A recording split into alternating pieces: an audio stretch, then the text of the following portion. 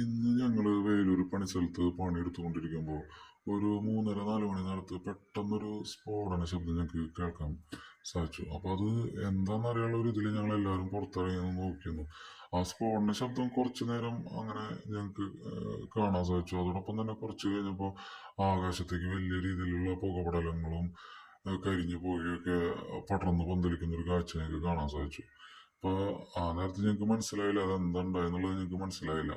അല്പനേരം കഴിഞ്ഞപ്പോഴാണ് ഞങ്ങൾക്ക് മനസ്സിലായത് ഞങ്ങൾ പണിയെടുക്കുന്ന വേലൂരിൽ നിന്നും ഒരു 6 കിലോമീറ്റർ അകലെ തൃശ്ശൂര് മുണ്ടത്തിക്കോട് അമ്പലത്തിനടുത്ത് വെടിമരുന്നുകളും വെടിക്കോപ്പുകളും സൂക്ഷിച്ചു വെച്ചിരുന്ന സ്ഥലത്തുണ്ടായ വലിയ സ്ഫോടനമായിരുന്നു അതൊന്നും.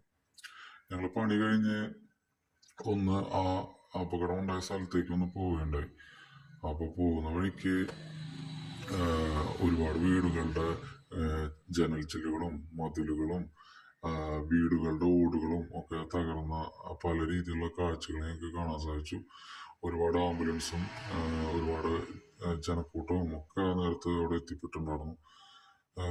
അത് മാത്രമല്ല, അവിടെ ചെന്നപ്പോഴാണ് ഞങ്ങൾക്ക് അറിയാൻ സാധിച്ചത് തൃശ്ശൂർ പൂരത്തിന്റെ ഭാഗമായി ഒരു വിഭാഗം നടത്താൻ തീരുമാനിച്ചിരുന്ന വെടിക്കെട്ടിന്റെ വെടിക്കോപ്പുകളും വെടിമരുന്നുകളായിരുന്നു അവിടെ സൂക്ഷിച്ചു വെച്ചിട്ടുണ്ടായിരുന്നത്.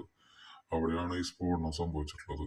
ഇന്നത്തെ ഈ ദിവസം 40ഓളം പണിക്കാര് അതിനകത്ത് പണിയെടുത്തിരുന്നു എന്നാണ് നമുക്കറിയാൻ സാധിച്ചത്.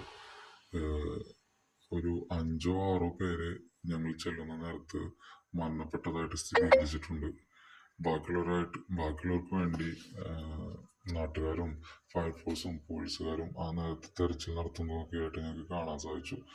തീ ആളിക്കത്തുന്നുണ്ടായിരുന്നു ഒരു സൈഡിൽ. അത് ഫയർഫോഴ്സ് കെടുത്താൻ ശ്രമിക്കുന്നുണ്ട്.